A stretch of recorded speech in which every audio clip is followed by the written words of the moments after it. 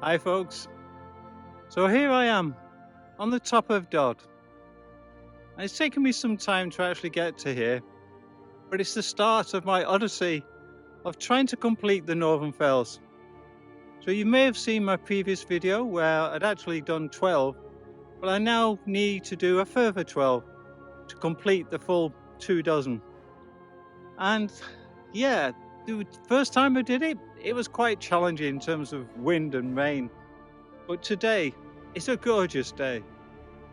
And behind me you can see Derwent Water, and if I turn around again you'll be able to see Bassenthwaite.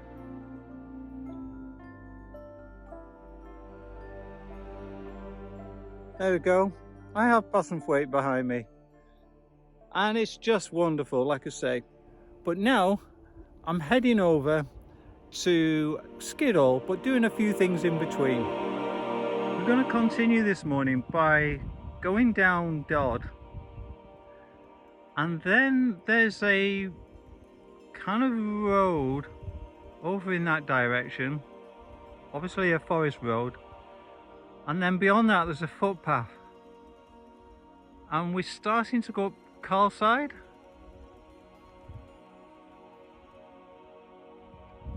and then we're going to go along this ridge here and pick up another summit. I think that one's called Longside, and then Ullock Picke at the end. The frustrating part, because there's no other way of doing it, if we're going to get up to Skiddaw today, I have to walk back along the ridge, and where the mist is, or the cloud, that's Skiddaw, and I need to get that done certainly in the next 2 or 3 hours before heading further on beyond Skiddaw to get a couple of more done. And if things go according to plan, I'll probably stop in a bothy overnight, but if not, I do have my tent with me. Right, without further ado, I now need to get down from Dodd. Well, of course, taking a few sneaky peeks along the way.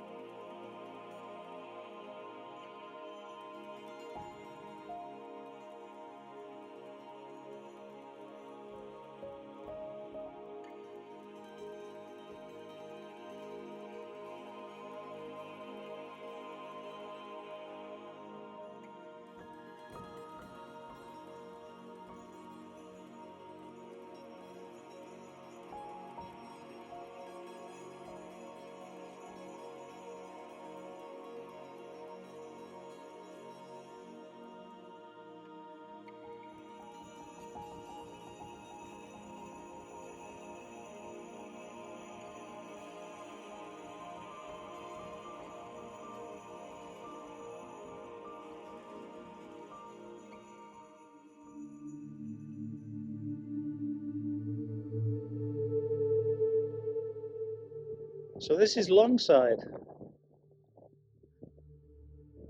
and then just over there we have Ullock Picke. And then what is interesting about Longside is it doesn't really exist. I know you can see physical aspects to believe it exists, but we have Carlside over there, and originally this was the ridge line of Longside. But Wainwright kind of forced it to be put on the map once he produced his guidebooks and said this was alongside the actual pinnacle, the point, and then it started to be mapped onto OS maps. So before it was just the ridge that was alongside, but now we have a pinnacle or summit that's called alongside.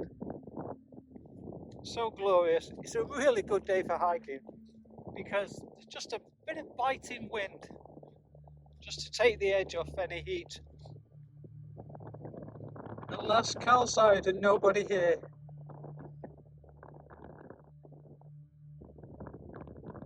And of course that's where we've just come from.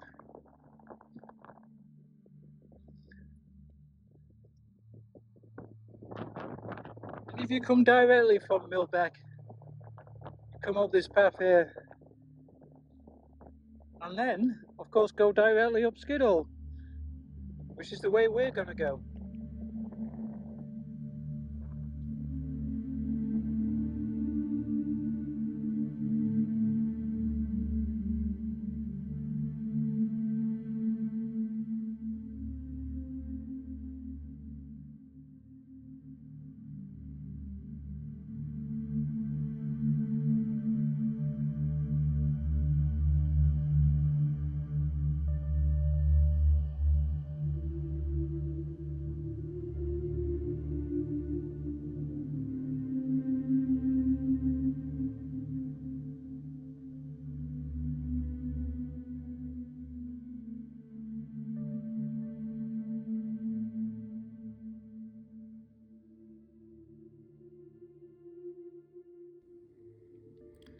So just to give you an idea of where we're at the moment, so we're just below here, just about to do Bakestall, and then we take the track down to Whitewater Dash, and then we're following the low-lying route of the Cumbian Way. We kind of connect up to this road just for a small while, and then I'm going over to Great Cockup and then Fell. I'm going to see what time it is when I get there. I think things are working out slightly better than I anticipated, because once we get to there we've done 8, and my original plan when I was trying to do it in 3 days on the first video was to do 8 a day over 3 days. But I do now wonder if I can get to over here, which is Great Calva, and then yeah, I mean it's a question of do I go back up to, I'm kind of coming over this way to Little Man, Skiddaw Little Man, then picking up Lonscale Fell, and then dropping down to Latrigg and back into Keswick.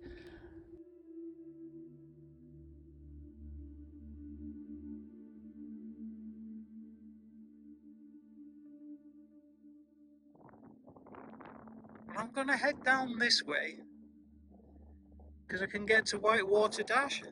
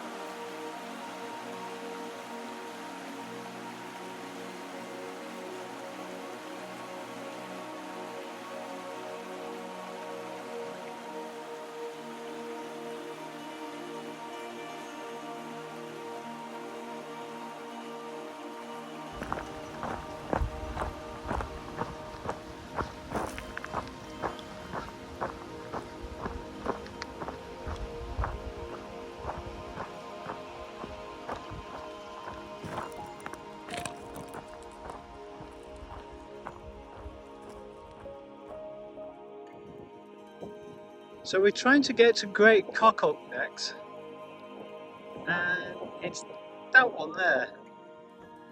However, yeah, the Great's just walk across, but You have to follow this trackway quite a bit into the distance to get the road to kind of go round the back.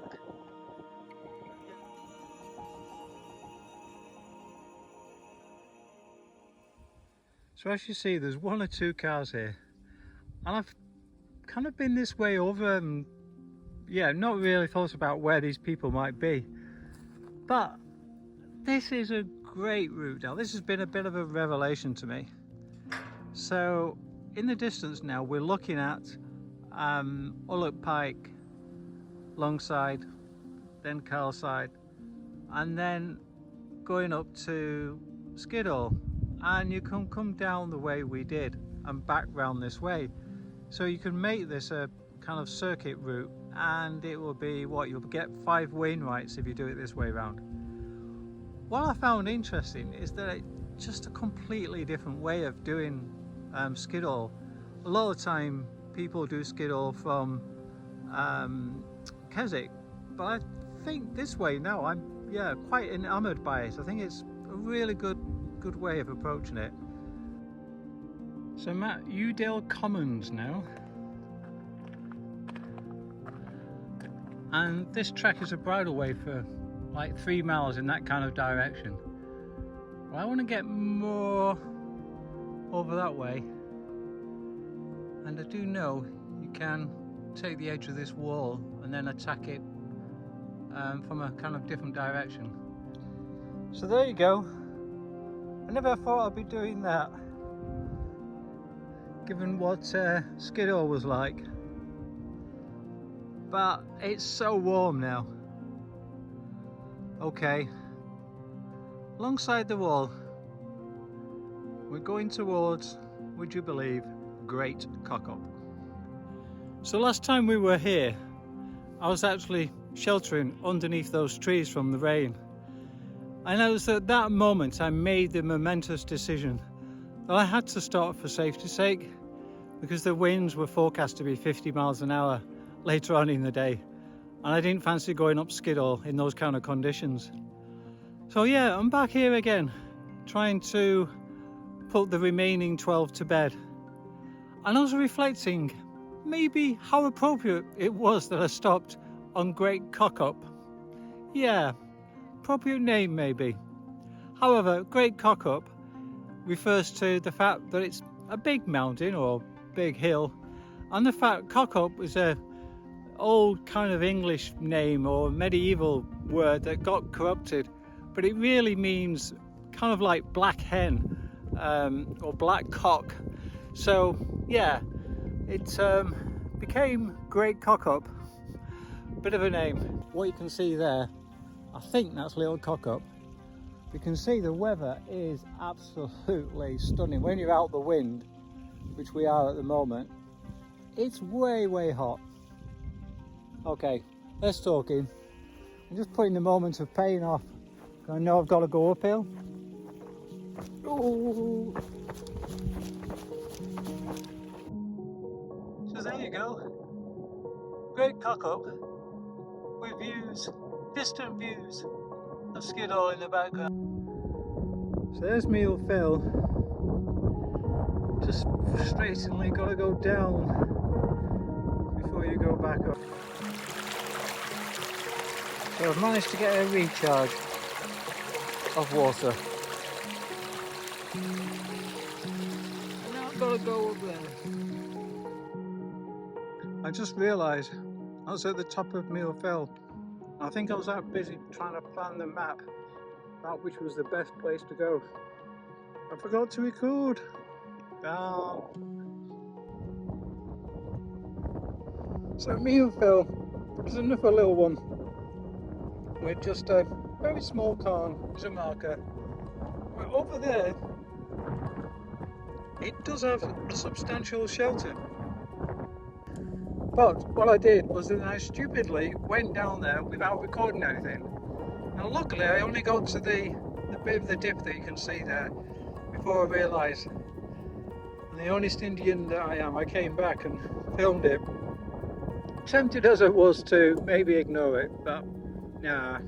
So this is Great Cockup, which we saw on our last walk. But I'm trying to get to Great Calva. Directly ahead is not, which again we did last time. But I need to try and get round the corner, kind of like round that side. I don't want to get up not again. So over to our left, that peak there, that's Great Calva. Right, bit of a descent now, and then up again, of course, along that ridge line up onto the peak. And don't see if you can see the distant fells. We've got Skiddaw again. So this is Great Calva. I'm not sure what side of the fence I should be on. So I'm coming off Great Calva now and dropping down into this valley here. I'm probably going to choose somewhere to wild camp because I need water for my cooking, and this seemed to be about the best place for it. However, the one thing that isn't so great is there seem to be tons of midges around. So yeah, I'm a bit suffering at the moment, so I'm going to quickly put my tent up and get inside and escape the midges as best I can. Can't have everything, and I've had an excellent day so far. And I'm just loving the colour of the heather. It's fantastic, isn't it? Look at that for the view and the colour.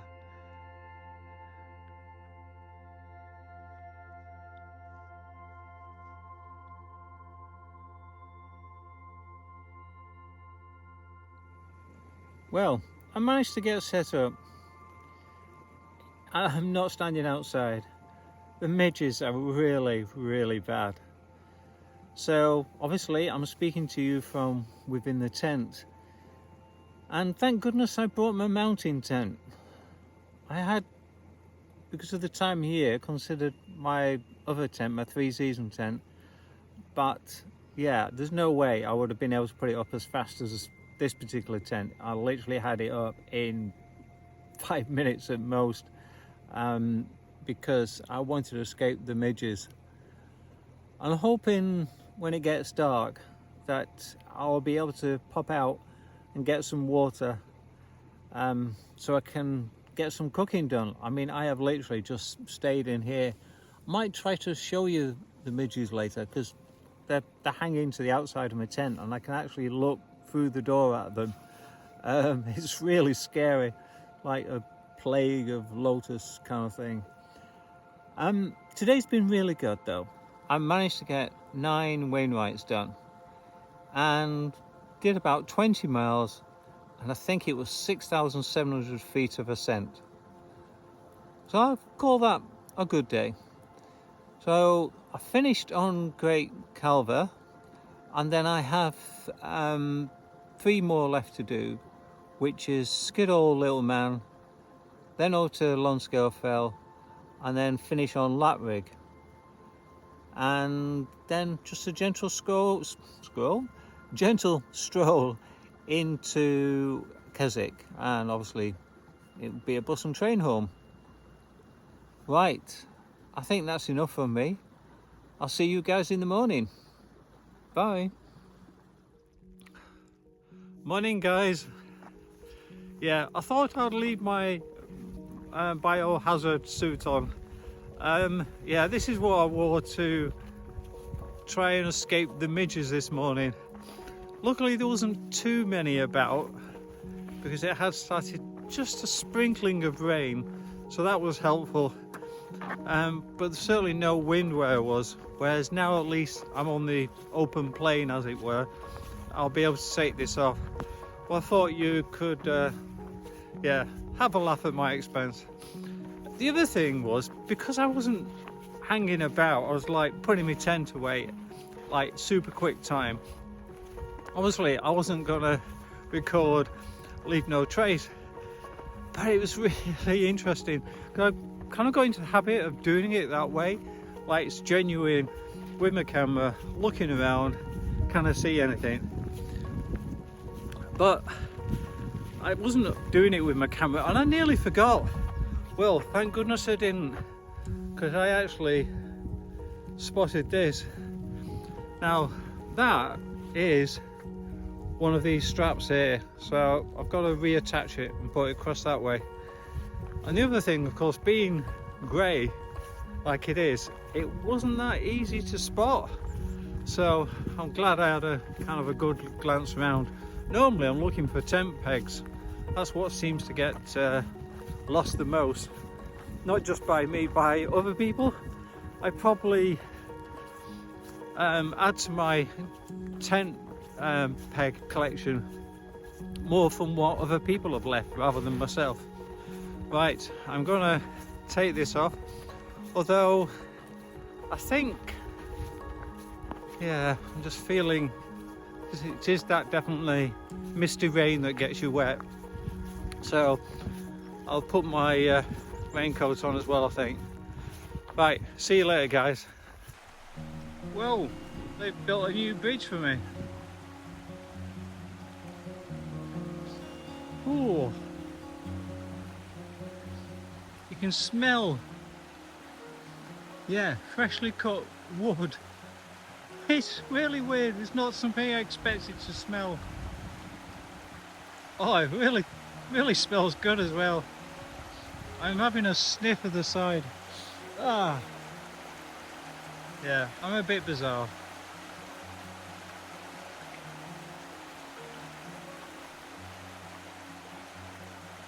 So as you can see, we have limited sight in the distance.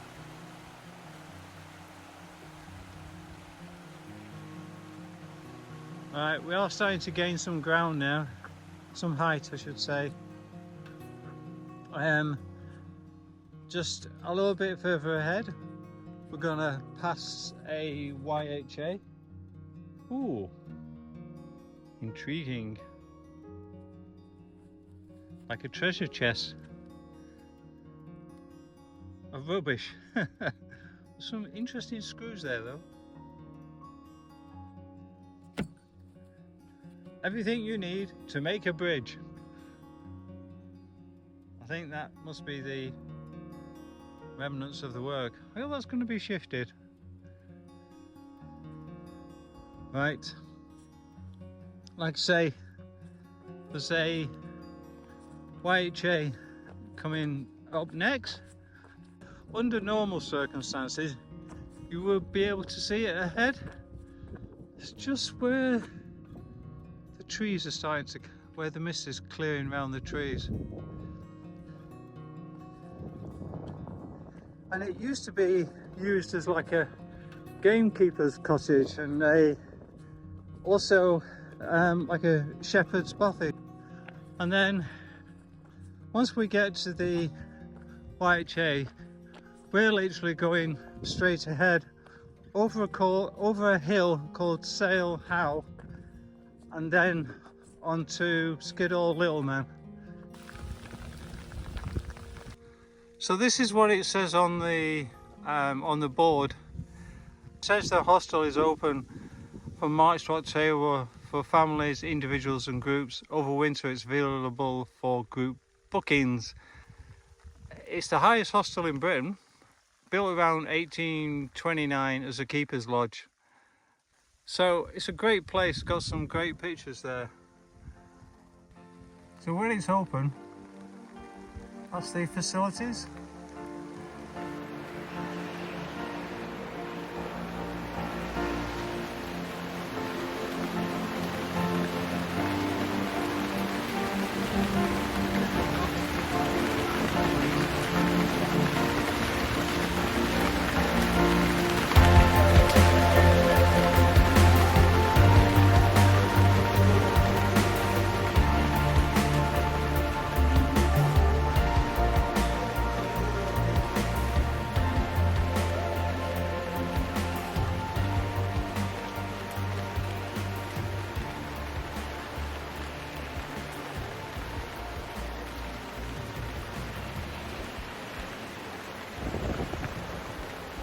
Lonscale Fell. I'm just looking on this side. Just way down there. Wish I had a drone. dry side.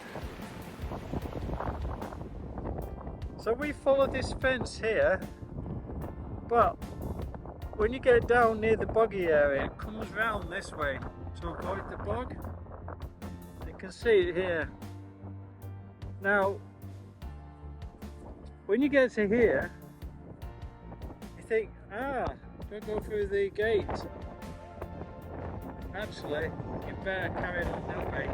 I'll show you a little bit across. Yeah, if you go through the gate, you can be on the other side of the fence, but you'll hit that. So, just making sure you stay on this side. You should eventually come to this gate if you've stayed on this side. It's a lot easier to get through here.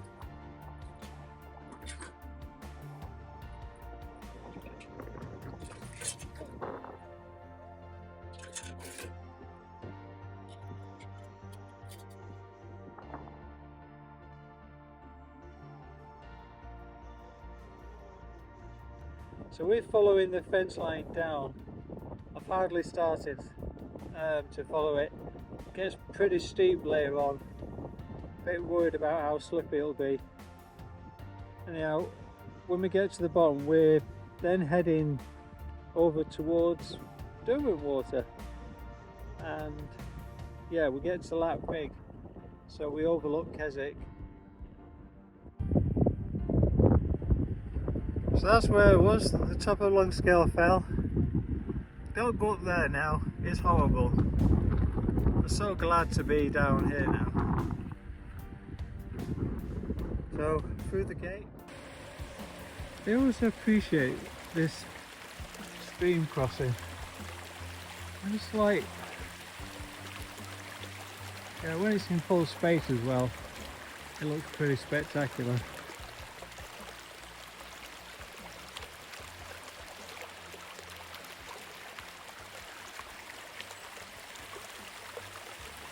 Right, I was going to say, I need to get across without getting my feet wet, but as it happens, my feet are pretty soaked after the experience of being at the top of the Little Man. Funny thing is, I'm now starting to come across people dressed like I was yesterday. The guy approaching me now, t-shirt and shorts. I've still got all my rain gear on.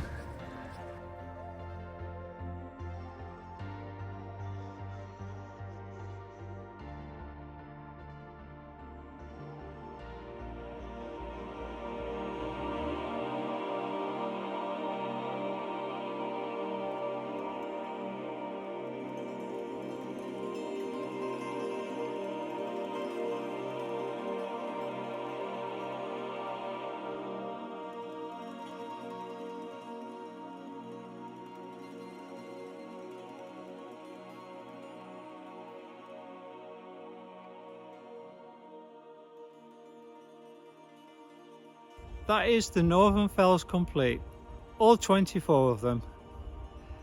And this morning's activity resulted in probably about 9 miles, I think it was, and 2,700 feet of ascent. What I think this tells me is that this has taken about roughly a day and a half, and the thing that I did previously in the previous video was also a day and a half. So it definitely seems possible that you could do the Northern Fells in 3 days. Bit of effort, but definitely well worth it. So, yeah, I've enjoyed myself. Thanks for your company. I really enjoyed it. So, until the next time, hopefully I'll see you on the trail soon. Bye, folks.